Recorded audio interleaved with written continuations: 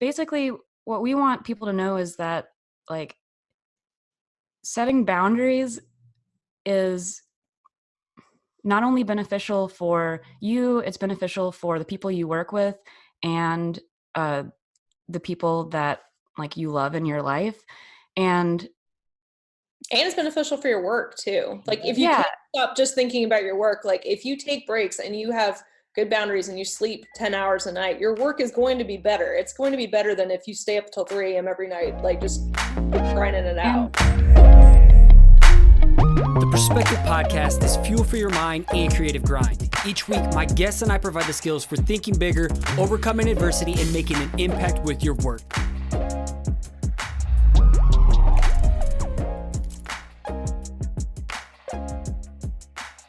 Hello, everyone. Today, I'm sitting with Allie and Claire of Pretty Useful Co. Welcome to the Perspective Podcast, ladies. About time we got you here. How are you doing today? Doing good. How are you doing? Good. It's doing well. It's beautiful out here today in Iowa. So like I mentioned, we're taking my son to the pool. What's up with you? I've had a luau last night and now I'm cleaning my house. Oh, is that your house? Okay. Yeah. Had a lot of fun and you got to clean up. We watched this movie called Hard Ticket to Hawaii and it was a true amazing experience. And I would highly recommend it. All right. It was a treasure, but I will say, although it's rated PG-13, in today's standards, it probably should be rated R. Yeah. No shit. It's a lot of nudity. Don't show your children that movie. Don't show your children. Movie? Wow, I thought that, okay. Well, let's move on. Yeah. Because this is, I guess, a rated R show in a sense. So give us a brief Wikipedia page summary about yourselves. Allie, do you want to go first or me? Sure. So I'm Allie Mounts, and I've been a designer for going on probably 10 years at this point. I mostly do branding and illustration and web design. And Claire and I started a business together called Pretty Useful almost 3 years ago. And we make fun products for small wearables and pins and patches and all that good stuff. And we like to work together on collaborative projects and do workshops. Yep. And I'm Claire Freeman. I am an illustrator and a designer. I also do web development and animation and sewing. Yeah, I've been working professionally for about 6 years now and work with Allie with Pretty Useful Co. It's real fun. Well, let's talk about a little bit more about Pretty Useful Co. Go a little bit more deeper about what it is, how it started, where the idea even came from, because this show is geared towards people side hustling outside their day jobs, pursuing work that's important to them, making time to grind and execute while still having fun pursuing their passion projects. Yeah. So we used to work together like in an office, and when we both sort of decided that we were going to be leaving said office, we wanted to still work together. And so we'd sort of had an idea about just wanting to collaborate. And we weren't exactly sure what we wanted to do. We just knew that we wanted to make cool things. But we had random names that we weren't necessarily sure about. And then we went to this workshop at Creative Works that was put on with Miscellaneous Goods. And listening to him talk afterwards, we went out to sort of digest the what we'd learned and drink wine, yeah, and digest. And we so we were trying to talk about what our passion is, what drives us, what's the motivating factor. And I'd had this side project that I was trying to do called Beautiful Useful Things, which was basically what I like to do is make beautiful, useful things. And Allie was like, that's too long. Let's shorten it to Pretty Useful. And I was like, yeah. I was like, damn, I like that. Yeah, but what's so great about it is it's like a perfect collaboration, even in the naming process, because it's Allie's name for a thing that we both felt, but I had articulated first, and then Allie cleaned it up for me. Claire's very good at providing the heart and soul of something, but it's always just a little bit too expanded upon, and then I just put it through my glib brain and translate that into something a little bit more marketable, and that's how we work together. It works. It works well. It works. I need someone here. Help me out too. Yeah, that's all Allie. Alec, yeah. What about your angle from this? Like, where did things just really start taking off? Where did you start producing your first round of merch? We started at Creative Works, which you'll probably hear us talk about Creative Works a lot because Josh Horton, who runs Creative Works, he encouraged us to launch Pretty Useful at Creative Works 3 years ago. So he gave us a platform. He says, like, you're in the market, take this opportunity, put stuff together. I trust you guys, figure it out. And we're like, okay, cool. Now we have a deadline. And so we had this kind of amorphous idea of like, we knew that we wanted to make clever, designy things. We knew we wanted them, originally we wanted to just make really pretty things for ourselves. And then we realized that the cost of getting gold foil letterpressed backs and beautiful metallic screen prints is a little bit too pricey just to make things for yourself. So we're like, okay, so we need to make it at least marketable enough that enough people will buy it that we can make more stuff and make it feasible. So we kind of had that like vague idea, and then we had a deadline, and we used that deadline to force ourselves to pare down like our vision. We're like, what can we actually accomplish in like this? I think we had like 2 months to figure it out. So we're like, no, we had a little bit more than 2 months. We maybe had 3 months. Maybe 3 months. So we didn't have very long. And so we figured out we were going to do 1 large print, a group of small prints, and 3 pins. And that's what we got produced for that first Creative Works. And it's really funny if you look at our setup for the first year. It didn't have any color. It was it's very light and dark. It was no color at all. It was what was nice about having a launch pad like the market at Creative Works was that it not only like it gave us a very realistic picture of scale for what we needed to do. So I think otherwise, if we had decided to launch just sort of organically, it would have ended up being this sort of small trickle of goods coming out, like here's 1 print for sale, and then now we have enough money to buy 1 pen or something. And instead we were like, no, we have a table. We have a 6-foot table. We have to be able to have enough stuff that people aren't just like, cool, 1 thing on your table. Looks great. So it meant that, and then we also had to figure out our budget. So it's like, okay, we don't want to take out a loan or anything to start this. We want to do it organically. So we both basically pledged like, what did we do? Like, I think we put in like $1,500 each. Oh shit! Yeah, yeah, because pins can add up. Yeah, they really can. Oh, and we had the pen keeper too. So and the pen keeper. See, yeah, that we had one print. For your first thing with a pen keeper. That's dope. Yep. Yeah, that was one of our better ideas that we still have. So, and man, when we first got started, there was so much physical, like of our own physical labor that went into it. We've really figured out our processes better now. But I mean, I like hand letter pressed every single card back. I took a day off work to just print 600 card backs. Not sustainable for the pens. No, and we like assembled all of our first round of pen keepers had like wood rails that we'd screwed in, and they were on denim, so we had to iron them and make sure that they weren't fraying. And now that we pair with Oxford Pennant, they do all of the actual production work, and it's felt, which is easier to put the pen through anyway. And we Allie, where was I going with this? I don't know. I lost the thread. I think we were talking about when we first launched, like we had such a big idea, and it really helped that we had a quick deadline. We knew what we had to accomplish in that time period, and we launched with a suite of goods, not just a bunch of random stuff one after the other. So we we started out like, we're like, here, we're Pretty Useful. Here's the kind of stuff we make. Like, we are now a package deal. And then it was easier from there to continue expanding on our categories of products that we had already determined. And we kind of like created guidelines for ourselves. Like, we were like, this is what is in the Pretty Useful box, and this is what's outside the Pretty Useful box. And that helped us figure out who we were as a brand in addition to us as individuals. And it really helped us keep our eye on what we wanted to be in the future, and not just because, me and Claire are both I would say we're both enthusiasts. We definitely both like see shiny objects and go chase them because we're just very excitable people. If I was a superhero, I would be the enthusiast. The enthusiast.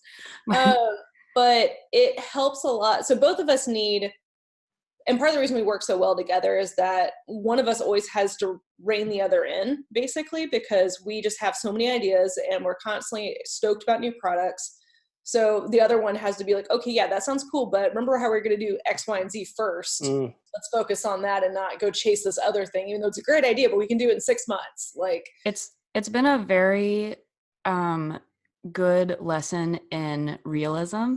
I would say that I probably was an idealist when we started the company, and now I would say I'm more of a realist, and I think my therapist agrees that's probably very good for me. Yeah, we starting with our suite of things, I think helped actually launch it versus us like petering out. But also part of it was like, okay, we need to make sure that like what is the thing that we do, right? And it's that everything has like at least a little useful quality to it. I would say our first, it's pretty useful, not extremely useful for a reason. Yeah. Our first suite of products was, I would say, our most useful set of products. As our brand has grown, I think one of the best things about like having a brand and cultivating it is understanding that it's not a rigid thing, and that you're able to grow the brand as you understand it better. Oof. And so Yes, we've been able to sort of shift gears, and although we still make things that have use, like a lot of our stuff is sort of shifted into like an interactive quality, like these pens that have moving elements, and the uses maybe more so that they're fun than the way we're defining it now is we make clever goods for fun people, and if it fits in that box, then we can make it. If it doesn't fit in that box, we should probably try something else. All right. Yeah. I want to just summarize all this up real quick for people to sink their teeth into, because there's a lot of gold in here. First off, shout out to Creative Works. You're going to be attending again this year? Yes. That's in your backyard, right? Yeah. Yes. Creative Works is in Memphis. It's the first weekend in October, which is, I'm going to get the dates wrong, but it's the first weekend in October. Tickets are on sale. It's got a fantastic suite of speakers and obviously like a really great vending market. And I heard someone's teaching or giving a live podcast there this year too. So definitely go.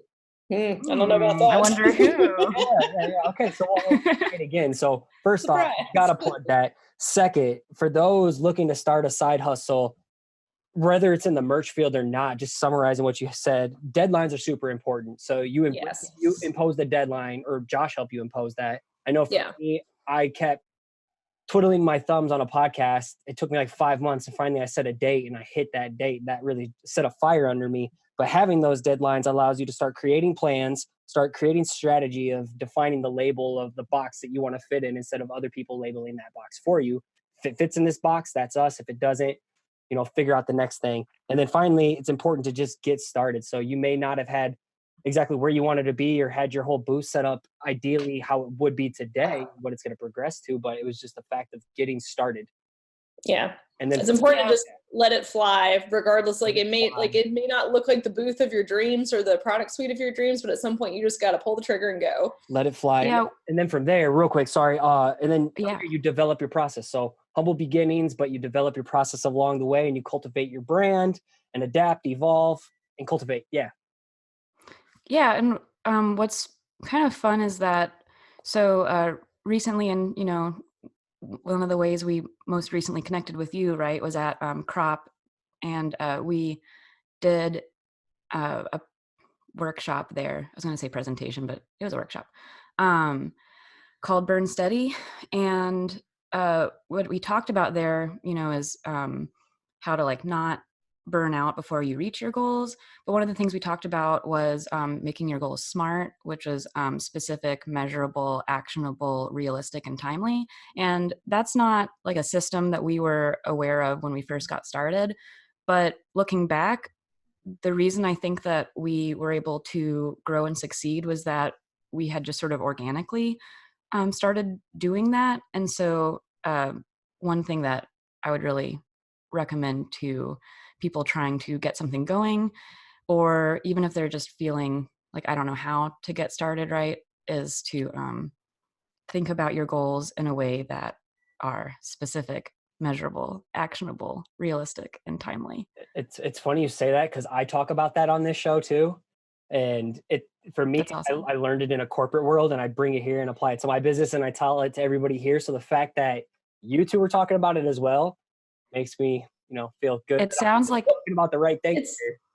it's it sounds funny like HR, because but I feel like the people like in our community, like designers and creatives, like we don't have a lot of the structures and knowledge that some of the like these corporate like different like sectors of business have. Like I feel like I think that's the reason, like, it's the reason you do your podcast, is the reason that people like the Hood Sisters have the Fab Ass book, the freelance business and stuff, right? Is that what it's called? and other stuff, or Freelance business and stuff. But I think edit that to be the right name. Badass. but the Hood Sisters book is great. But I think that there's just this huge gap in knowledge for creatives when it comes to business, when it comes to being able to self-regulate, when it comes to being able to market yourself. It's like we do these things for other people, but it's so hard to do it when it's for you. And we don't really, like, I don't know about you guys, but like I was given zero business training in design school. Same. We never talked about any of this stuff. It's just been like the most important thing. I actually had a fair amount of business, like, was it professional practices that we had. And so I went to school for illustration at Memphis College of Art. And our senior year was like very heavily professional practices oriented. I mean, it was very oriented towards like being a freelance illustrator, but like we had like pricing things. Like every project we had to give an invoice to the teacher for That's the project, awesome. where we had to like say how much time it was, and like he made us, figure out what our rate should be based on all of our expenses and stuff.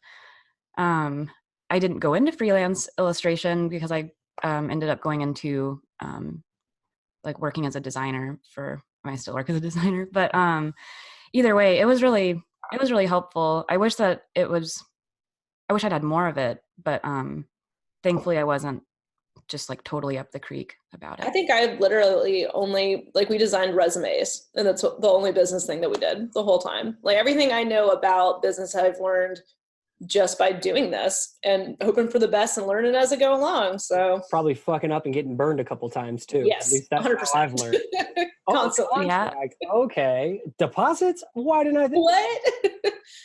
Sales tax? Oh no. It's cool. Get we an paid it. accountant. So you talk about in your workshop, shout out to Crop too for reconnecting us too. I mean, Yeah, your for guys' workshop was Yeah, great. we had a great time. Second time around, man, was absolutely money. It's like you really fine-tuned it as well. So I hope you get a chance to keep, plugging those workshops or even giving talks on this, because I think this is a great topic. But why shouldn't you have to burn yourself out to succeed? I know for me, I felt like I had to burn the candle at both ends, which I know you had a dope animation of. But for me, that's how I spent my first 3-4 years of my side hustle into a side business, a perspective collective outside the day job. And I ended up burning myself out for sure. I ended up abusing relationships with my family, my friends. I don't get phone calls like I used to, as well as my wife. If I continued these ways, my wife probably wouldn't be with me right now. She's the one who keeps me in check. She's the one that has to rail me back in at times. Mm-hmm. So why don't you have to burn yourself out to succeed? Why is that such a stigma? I think it's two things. I think that people in our profession, since we identify personally so much with our work, we also end up making our work ethic part of our personality and part of our identity. So I think that a lot of people kind of latch onto the hustle culture thing because they see it as being like, oh, I'm not just working my butt off because I have to, because I need to make money to live. I'm doing it because I just care so damn much about my work, which, like, it's just because you love what you do does not mean it's all that you have to do all of the time. Like, yes, it will help you get ahead. It's about setting boundaries. Like, I've seen a lot of I've seen a lot of talks, right, from creatives, from going to conferences, and they all fall into two camps. There's the I work super hard at all times of day, any day of the week. And then there's the, yeah, I work super hard, I'm successful, and I don't work on Saturdays and I have evenings to myself. Or maybe not that specific thing, but you know what I mean. That's really specific. There's only two ways to do I it. meal prep at this time every Sunday. Yeah, but you know what I mean, where it's like Gotta go for a night there's specific boundaries set that's like, I don't work past this time of night, or I don't work on this day, so I have time to spend with my family and my loved ones or friends or whatever. And basically what we want people to know is that like setting boundaries is not only beneficial for you, it's beneficial for the people you work with and the people that like you love in your life. And it's beneficial for your work too. Like if you can't stop just thinking about your work, like if you take breaks and you have good boundaries and you sleep 10 hours a night, your work is going to be better. It's going to be better than if you stay up till 3 a.m. every night, like just grinding it out. You get 10 and hours like of sleep? No, she doesn't. No, I don't. Oh man. I can guarantee you she doesn't. Okay, so let me just say that whenever I talk about burnout stuff, like I have terrible work habits. I'm trying to get better at it. I do tend to stay up late working a lot, but I don't think of it as a point of pride. I think of it as something I need to work on and get better at not doing. I just find it. Yeah, I'm aware of it, and I know that like I feel like some people tweet like, "Oh, I've been up till 3 a.m. every night working so hard, grind life, hustle culture, woo!" And I'm like, I stay up till 3 a.m. and I feel really bad and I'm really tired and I really messed up my time management this week and I don't like it. So it's just, I would like to see more people not point at it as a badge of honor. Like for me, I know it's because I'm taking on too much stuff and I need to say no more, which I'm working on. And yeah. You go. Yeah, like basically saying no to the wrong opportunities so that you have more time to say yes to the right opportunities. Right. Which, like, especially when you're first getting started, can be so hard because any opportunity seems like a good opportunity, especially if it's paying or if you exposure in the beginning too, Yeah, and so it's a little bit of a balance. I mean, like, especially with college, right? Like, I can't tell you how many all-nighters I pulled in college, or even like, yeah, at least once a week. And I had fairly good time management and didn't party like ever. I was lame. No, I got a job is what I did. But I got hired out of college. Kids get a job. No, I didn't get a job in college. I had one, but no, I'm just saying I didn't party a lot, but then I did get a job after college, so that's cool. I partied too much and didn't get a job right away. So there you go. I mean, me and you, Scotty, that's what I did. Okay, this is a little tangential and but like I've noticed, so okay, in college I was so focused on like getting good grades and like just sort of continuing that like honor roll student lifestyle that I cultivated my whole life, that like I think I probably like let good opportunities in college pass by because I valued grades more work. And so there's people that like I know who hit the ground running after college and maybe like had C's and not A's, but the reason they had C's is because they were spending their time not doing homework but like printing cool band posters for people or like having these like gigs where they were using the skills that they'd learned. And I have a lot of respect for that, and I just have looking back on it, I don't know how I would have ever made my brain shift gears, but leaving school was like hard to go from like grade culture to real life. Yeah, and that kind of persisted in like turning into hustle culture, because it's like, okay, well, like I've been burning the candle at 5 ends for 4 years now, and how do I stop? And you're like, no one's going to give me an A now. So like, what's my new benchmark? Like, what is success anymore? I don't know. And it's hard to come out of high school and then college and then be like, oh, that none of that mattered. Great. Well, but I didn't have, I had friends that I mostly just saw in studio while we were working. Like I talked to my mom on the phone sometimes, and it's like, oh, what I can do now if I like pull back a little bit and don't just like burn out so hard that by the time I get to my goal, I'm sick of it. I can cultivate, good relationships with people and like travel if I wanted to some, or pick up a hobby, God forbid.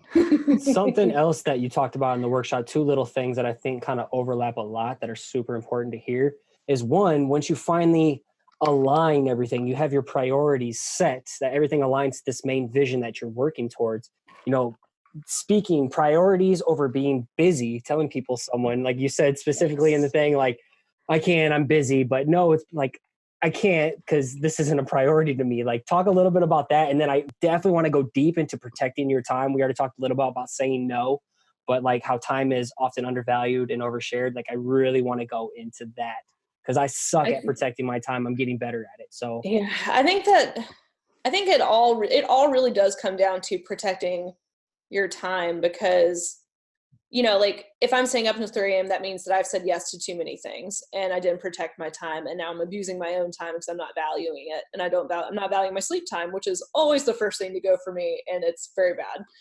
But what I've started trying to do in order to say no to projects or opportunities that aren't a good fit for me is to assess whether like it has to check 3 boxes. So like you're all familiar with like good, fast, and cheap, pick 2. Mhm. Like I think that's pretty well known in our industry. So for me, it's passion, availability, money, must check 2.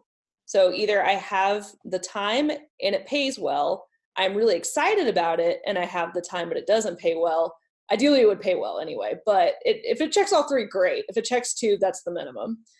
But for me, especially, I have to assess and be realistic with what time I have available. Like I think of it in week chunks, because like I know what my working hours are. I know what my sleep hours are. I know what my like mindless scrolling Instagram hours are, and which ones I can get rid of and open up. So as long as I can be realistic with my availability, I won't shoot myself in the foot. So that's really what I'm trying to work on the most right now, is being realistic. Be like, is that actually going to take me, like if someone asked me for a poster design, I'm like, okay, I can probably do that in like 4 hours. And then I really think about, I'm like, yeah, but then if they come back with revisions, it's going to end up taking like 6 hours and then 8 hours. And then who knows? It's like, and also all the emotional bandwidth and mental load of thinking about it and writing a contract and going back and forth on fee. And like that takes up a lot of mental space for me. And at that point, I might just decide it's not worth it. Like, especially if it's not paying very well, like even though I'm excited about the project. So having sorry, go, I cut you off. Oh, we started talking at the same time. It's all Go good. for it. Yeah, I had, speaking to the like first point you were making about busyness versus priorities. I had a real wake up call when basically when you're saying like I find myself saying all the time, I still have a hard time not saying it. Oh, I'm too busy. Or, someone asks you and like, sorry, I'm too busy to be able to go. I'm too busy to be able to do this, that. But what you're also saying is that's not a priority, right? Like I have other things that I'm doing. Those are the priorities, right? So I'm too busy. But like now when people ask you to do something, then like try saying, sorry, that's not a priority, and then see how bad that possibly feels. So basically it's like, my sister moved into town and and like I constantly was not seeing her as much as I think either of us wanted, because I was like, well, I'm busy. We're starting this business. And to be fair, like starting the business was a really big priority for me. And we had, a lot of, we had a lot of stuff on our plate, but it didn't feel good to say, like, if you change that around, to be like, no, sister, you're not a priority for me right now. Because like, and although probably it wasn't, like in reality, I don't like that, and I still like, I didn't then, and I don't. It doesn't sound like the person you want to be. Yeah. And so it's like, okay, I need to shift where my priorities are. Like, I still want my business to be a priority, but I also really want my family to be a priority. And so I need to figure out what other things I'm prioritizing that I can cut back on to like realign my values, which means, you know, like, okay, maybe I'll stop, like, I'll cut back on like a game night once a week because I play Dungeons and Dragons, and I probably don't need to play it quite as much as I do at the moment. So it's like, Let the okay, time suck. cut back. Yeah. So it's like cut back some of that, because that's like 4 hours that I could be spending having like a uh, a nice family dinner and like see my niece, etc. And so once we didn't talk about this in the talk specifically, but I just got finished reading the book, The Subtle Art of Not Giving a Fuck. Yes, Mark Manson. And Yeah. it is great book. It was way better than I expected. And he talks a lot about basically what, just in a different way of what we were talking about in the workshop, about figuring out where your values are, how they align, and then realigning them to fit like The where person you would ideally like to be. Yeah, and rephrasing things like that.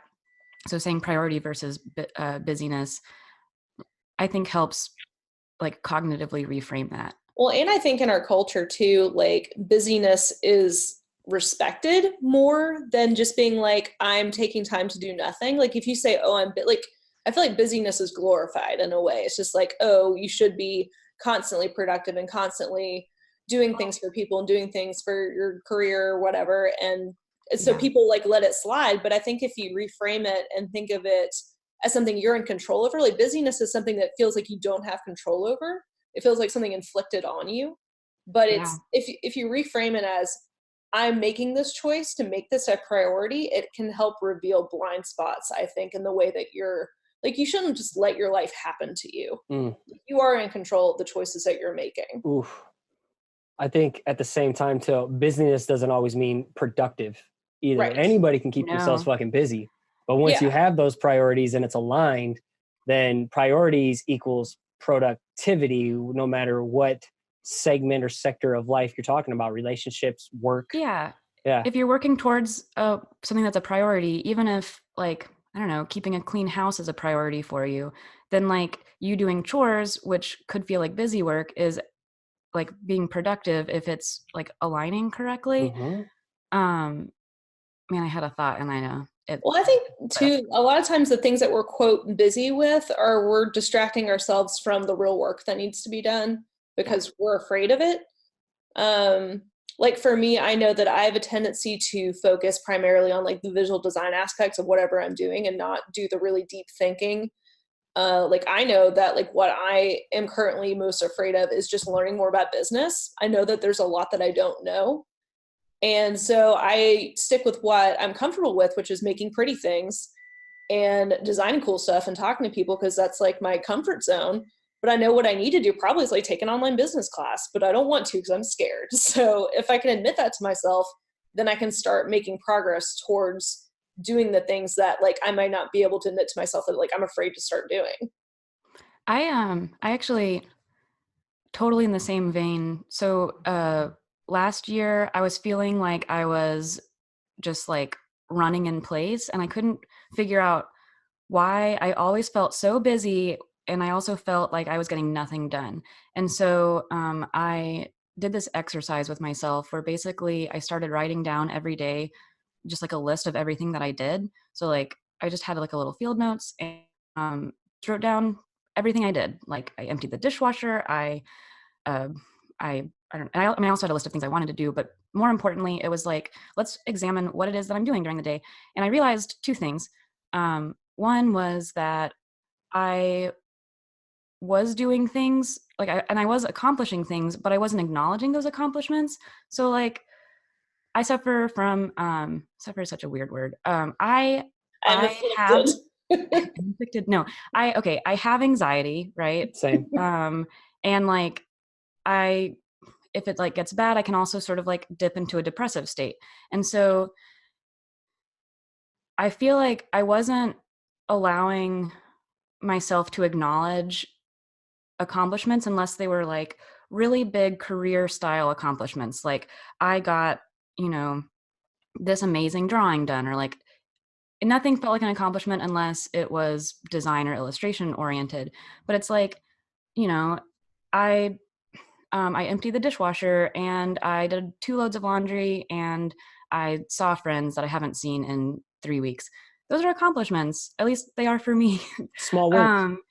Yeah, and so it's sort of like not only did writing things down and helping me like reassess what I was doing, I think it made me more aware of what I was doing. So I think I probably stopped like scrolling through my phone as much, for instance, or just Right. like sitting on my bed for 3 hours being like, why am I not getting anything done, as I look through Facebook for 3 hours and I'm bored. And also like acknowledge the things that I was doing that were good that I wasn't allowing myself to acknowledge before.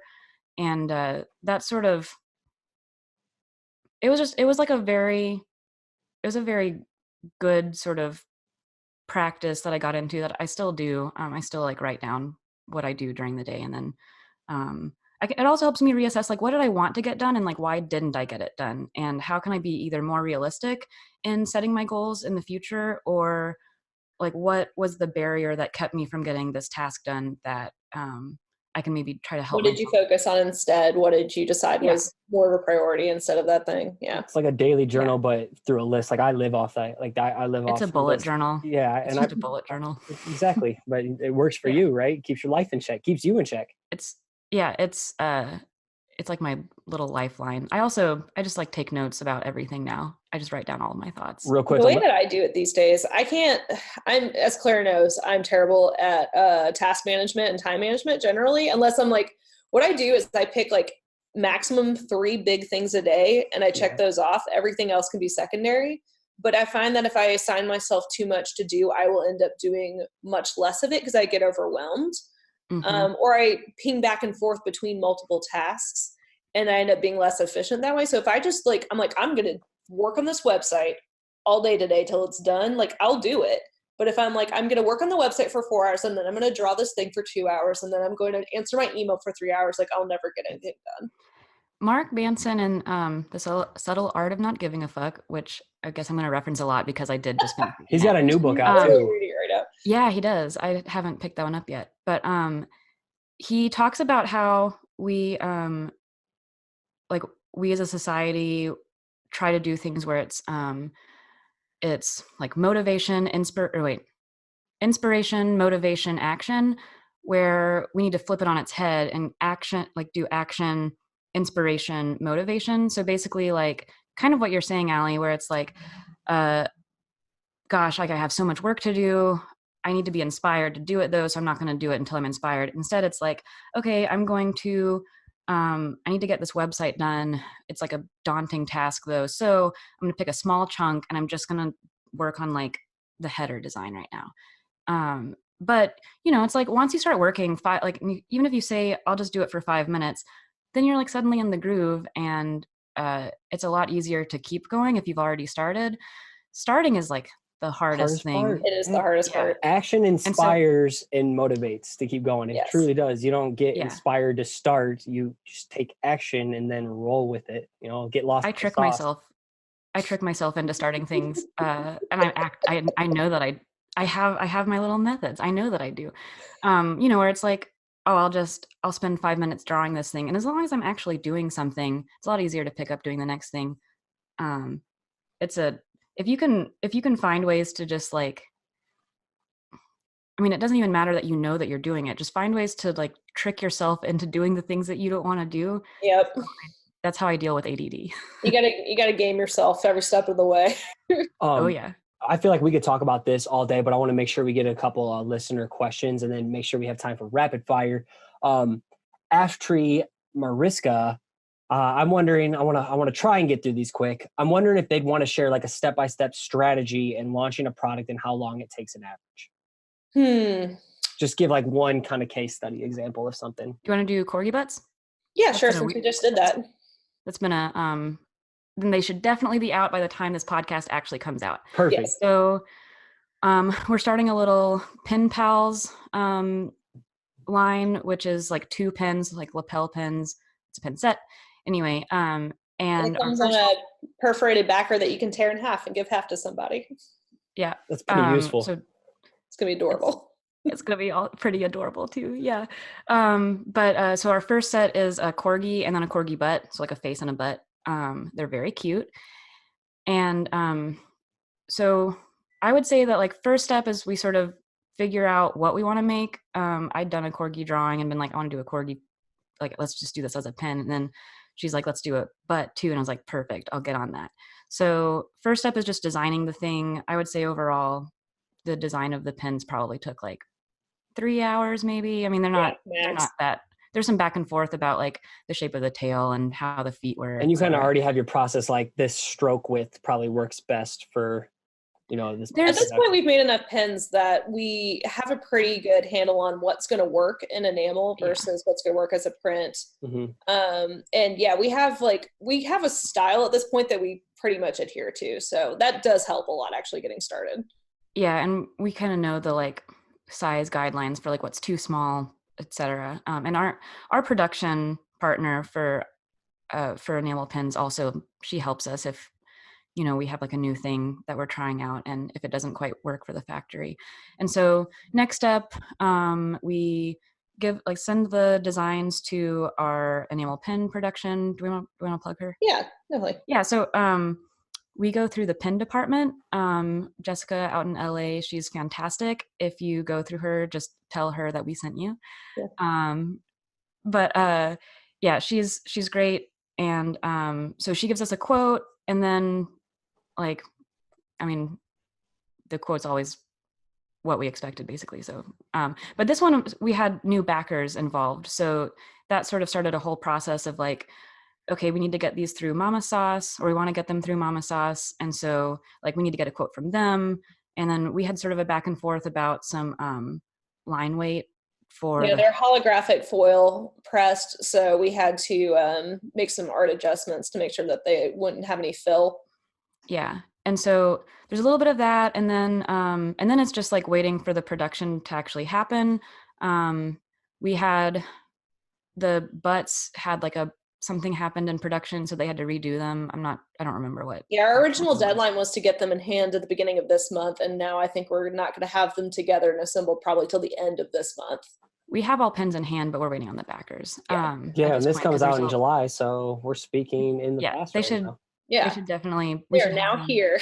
Yes, the future. But anytime you are working with multiple production partners, like always give yourself like multiple extra weeks than you think you need, because you're not just working with like your own delays with like artwork and stuff. Like they also have like so much going on and like all kinds of stuff can happen, especially when like with Jessica, the pen department is, she's working with a factory too, that she doesn't always have control over what's going on with them. So same with Mama Sauce. Like they couldn't get our order in until like 2 weeks later because they had a lot of stuff that they had on their plates. So it was like, okay, you just have to build time and understanding that other people might not be able to work immediately on your stuff. Our pens probably take like, I think she asks for like a month. Or like she says a month is like the bare minimum, probably. Usually it's like 4 to 6 weeks sometimes in the pen world. Yeah. And we usually have her assemble them for us too. So she like puts them onto the backs. Yeah, it's the best. And so that takes time, and then she mails them to us. So regardless of if it doesn't have to be a pen, but basically any product that you're designing, you got to think about, there's the design time, there's going to be, it's good to just include wiggle room in everything you do. So talking to your production partners to find out what their timeline is, like how busy they are, what's the fastest they can get it to you or whatever without a rush fee. And then add like a week to it for a possible back and forth. And then if you have to assemble anything, just like. So bake-in margin. So is it important to have your set date you want to launch and then work backwards and then build in margin from there? Yeah, because if it's like, oh, we have this pen idea, we want to have it launched in 2 weeks, it's impossible. Yeah. Like there's literally no way that we can. And that's also why we want to start moving towards more of a seasonal outlook on our products, because still at this point, we're still just kind of like, we limit ourselves to, I would say, maybe 2 really big brainstorming sessions a year. And that's pretty much all the ideas we need or can feasibly produce in a year. So we try not to let ourselves do that too much because, again, like we both have shiny object syndrome and we'll end up trying to do too much. So we'll have a brainstorming session. I think we came up with the Corgi butt idea probably in January. I sent you the drawing of the Corgi and was like, this would be a cool pin. And then Yes. So we'll collect ideas months and months previously, and then we'll have this running list of ideas, and then we'll find the time, or we'll find like a good launching point for it, and then work backwards from there and see where we want to slot it in. Right on. But Yeah. I would like for us to start creating more kind of like we were talking about at the beginning, like more like mini suites of products that all come once together. So that's what we're kind of trying to work towards. Yeah, or like spring collection or I want to make sure we get a couple more questions in before our time's done in like the next 5-10 minutes. So let's position and pivot over to rapid fire questions. I'm going to try and sprinkle in some of the listener questions here too. We can get them quick. One from Bex Morley, what is your best selling product? And then two from her, then the second one from her is, what's your favorite product? Best selling products are definitely the roll higher die spinning D20 enamel pen, probably seconded closely by our sliding Sasquatch enamel pen. And then followed thirdly by the sliding UFO pizza pen. That's the one I got. Yeah. That's the one I got. Yes. Allie, then what's your favorite product? And then Claire, what's your favorite product? I think my favorite product, probably is the Sasquatch slider, just because it's so ridiculous. And I also don't think I've ever seen another 3-layer sliding hard enamel pin. So it's something very unique to us. And then if not that, then probably the Pin Keeper. I think it's our most useful and like a true collaboration between me and Claire. Yeah. My favorite product. Honestly, it's probably the same. Although the Corgis pretty Corgi's good. pretty cute. Yeah. No, I think probably my favorite is the Sasquatch. And then maybe first is Pin Keeper, second is Sasquatch. Sasquatch is pretty killer too. All right. Jeremiah Aloysius Richtofen asks, let's see, he asked a couple. Let me just pluck one of them. How does outreach look like if you do that? Do you do outreach? Trying to get your stuff into like wholesale places anywhere? Or? Honestly, we've been really fortunate, and we're starting to try to work towards doing more of that. But at this point, we've been lucky enough that people have just asked us and we've just responded that way. It's partly that we want to keep it manageable. Like, this is not our full-time job at this point. So we try to not reach out too much and bite off more than we can chew, but we are going to start reaching out more to wholesalers. Yeah, if you have a store, feel free to reach out to us. Free to hit us up. Put it in the universe. Doing the biggest platforms we've had have been doing stuff like this, talking to people on podcasts, doing our workshop at Crop, vending at different places in different cities. We meet whole new crowds of people there, and I think honestly we do our best outreach when we're just meeting people in person. We're huge extroverts and we love to make new friends. And like, that's kind of like our main like advertising strategy right now. That's why we hit it off. Cause I'm the Yeah, I know. That's how we That's make right. it. Exactly. And the more people you meet and make friends with, like your circle just grows. Relationships are everything. Yeah. And like, that's why we do this. We do this because we want to meet new people that make cool work that we like. For sure. So like, that's the whole point of it. All right. Yep. If you two were on death row, what would your last slice of pizza be? Pineapple. From where? Straight up. Anywhere specific? Anywhere specific? Anything in Memphis? What's like your favorite pineapple pizza place? I don't want to be a trash person, but I do love Papa John's. That's okay. I'm all about, you don't That's know funny. about Casey's General Store. It's gas station pizza. It's the shit. So no judge. We did have some really, really good pizza in Seattle recently. Do you remember what the name of that place was, Claire? No idea. There's like It was this on, by it the was on a slice. street corner. Yeah, it was this by the slice place in Seattle, and it was really good. If they had pineapple pizza there, I'd probably pick that. All right. My slice of pizza would probably be, I don't know, maybe be like a slice of the day, whatever it is, from Aldo's, which is it's a pizza place here in Memphis. I need to check that out. I didn't get pizza last time I was there. I got a lot of barbecue, but I didn't get pizza. There's a lot of good pizza here. You can walk to it from where Creative Works is. Right. So You two will have to take me there. hell yeah. Okay. If you could have lunch with one person dead or alive, who would it be and why? Michelle Obama. Michelle Nice. Obama. Okay. Why? Good arms. Yeah, I want her arms. She's inspiring. To steal her arms. Give me your arms. No, nothing creepy. I don't know, just like she's like a hero of mine. So Her book on Audible okay. is popping too. I've not actually read that yet. All right. Maybe I'm a bad fan. Allie, what about you? I would say actually the first person that popped in my head was Ida B. Wells. She was this really badass woman that fought against lynching, and she lived in Memphis for a while, and I just think she's just like one of the coolest historical ladies I've ever read about.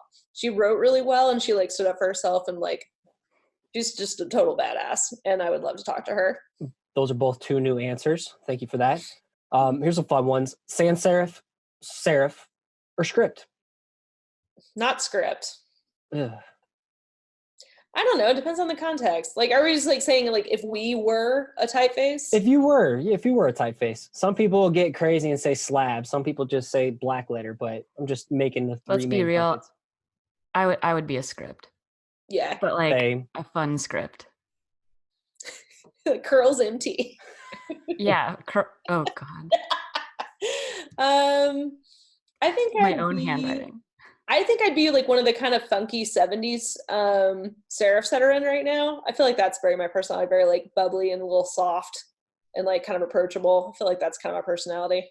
All right. What is your favorite typeface? It could be overall, like mine by far is Avenir, or it could just be what you're digging in this season of life or what you're vibing to the most in your projects. What's my favorite font right now? Oh man, I like just became obsessed with a font 2 days ago. Is it the one you texted me about? Yeah, Moret. Is that how you say it? It's spelled Moret. Moret. I don't know if it's French. It could be Moret. Moret. It sounds cooler, Moret. It's by the Northern Block. I just think it's real beautiful. It's one that I really like right now is a serif called OGG. OGG. It's just very delicate and pretty. And I haven't had like a lot of opportunity to use it, but I like it a lot. Awesome. All right, here's the last one. Where can people go to follow you online and support you? Instagram. All right, so you can find us on Etsy. You can also go to our just regular website, pretty-useful.co. That's co, not com. Although I think actually you can go to com and it'll redirect. Anyway, yeah, Instagram, it's @prettyuseful, Twitter @prettyusefulco, Facebook @prettyusefulco. Do we have any other things that we dribble at all? Dribble @prettyusefulco. Yeah, I'd say we're most active on Instagram, and then occasionally when we go viral on Twitter, that's where you can talk to us. All right. Well, real quick, stick with me for like 2 minutes after I sign off. That's fine. It's all good. Ladies, thank you so much. You absolutely crushed it today. I think people are going to find a lot of value in this, not just from the merch side of things, but the creative business side of things, protecting your time, having priorities, valuing yourself too, and taking care of yourself. So I just really wanted to say I appreciate you both for making this happen today, and we'll get the link up soon in Memphis. Yeah, thanks for having us. It's been great. No problem. Let's keep in touch. Absolutely. Peace. Thanks again for listening. It'd be awesome if you took the time to subscribe to the channel, hit the like button, and let the comment below so we can connect. Again, if you want to catch a shout out as a future listener of the week, make sure you subscribe to the show on iTunes and give it a rating and review.